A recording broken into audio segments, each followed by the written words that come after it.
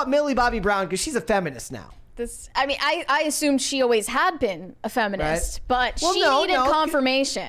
People, like, getting married at 19 might have made people question whether she was a feminist. Well, she was questioning her own feminism, and she needed to have confirmation that she was a feminist. So Millie Bobby Brown decided to go to a psychic, and this psychic was the person who gave her her feminist awakening.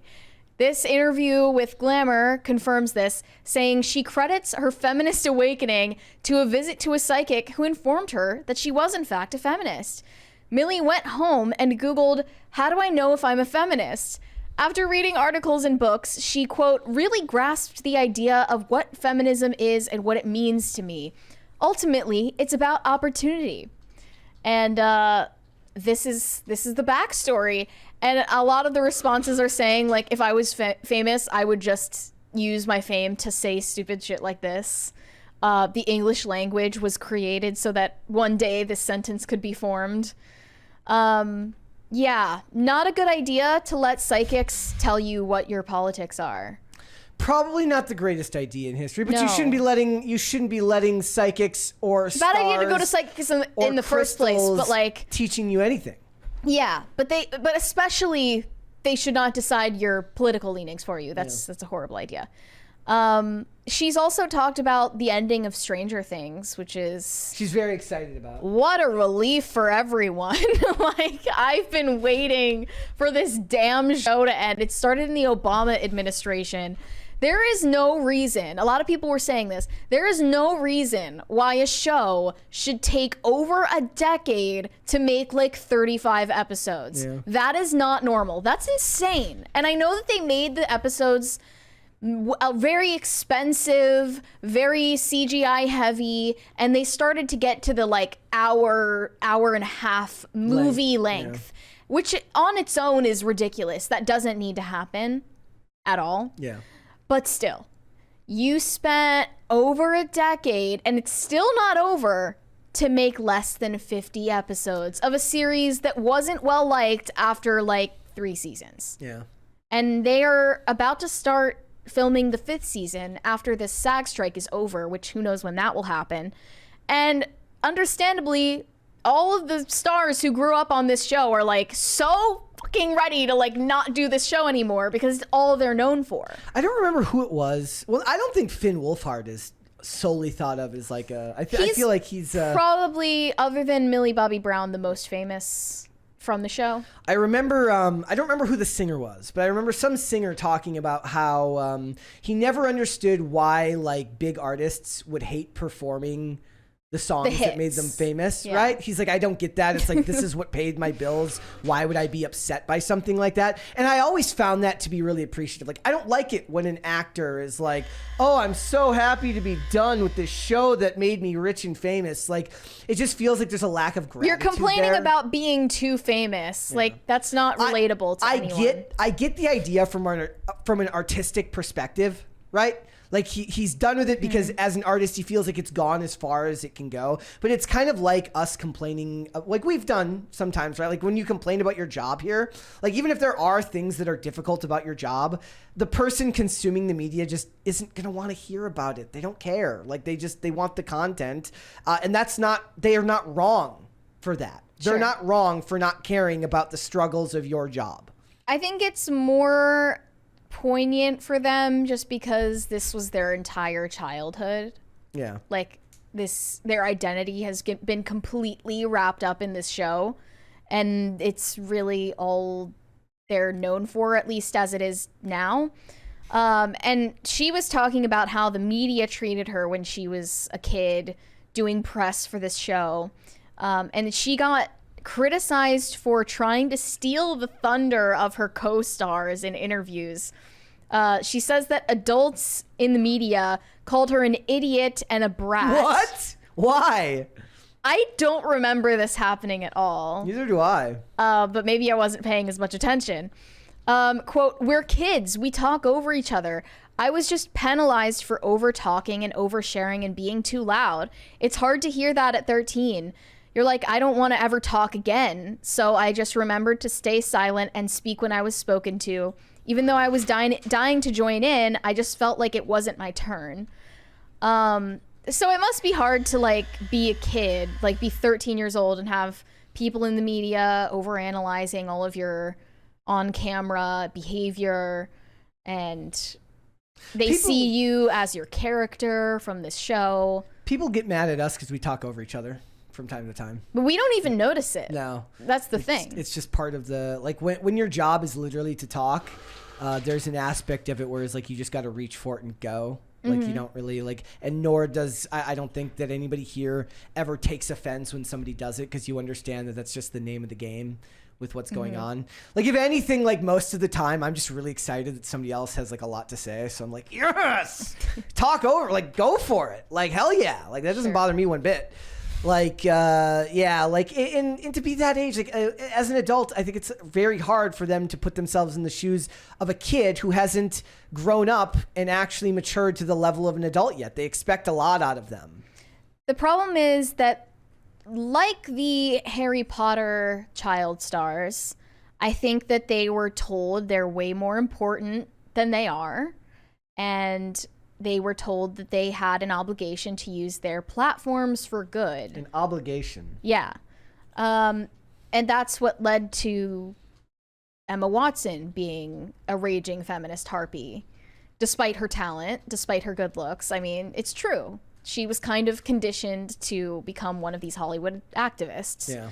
And it seems like Millie Bobby Brown has gone down the same route.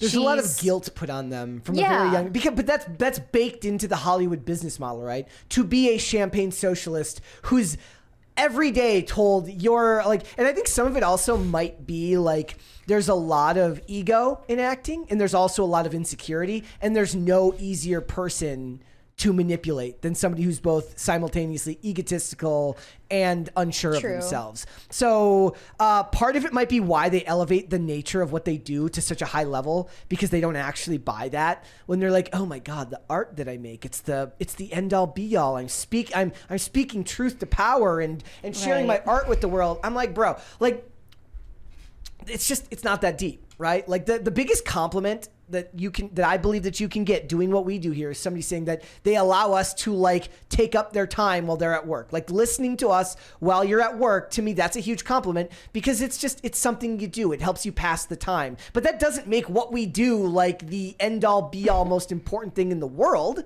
That's ridiculous. And it's the same for the movies and television that they create. The idea that you get to pretend like what you do is changing the world while also advocating for weird socialist policies is hilarious. Well, when I watch current year Stranger Things, what puts me off about it is that there is less effort put into the storytelling than there was at the beginning.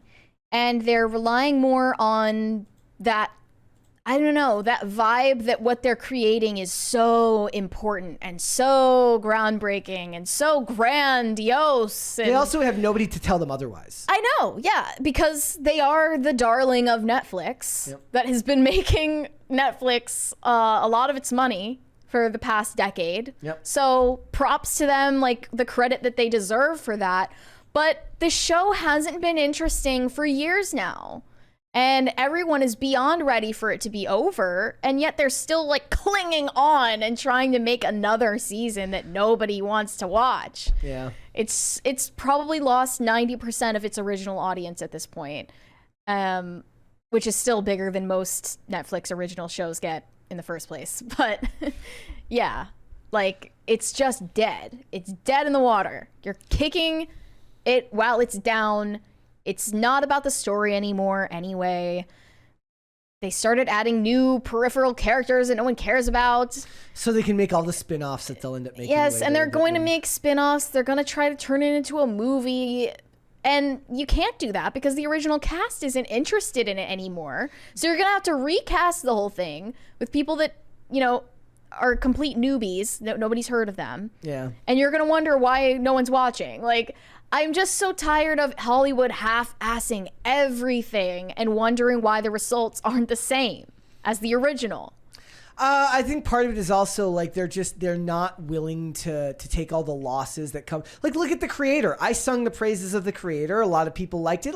Some people didn't like it. But at the end of the day, it went out with a whimper, not a bang, because nobody was willing to go. Did it lose money? It lost money. Oh yeah. It lost money, but I liked it. I had a great time with it. But they're just not willing to take that risk. Whether a movie makes a profit or not is not always the metric of how good it is. Yeah.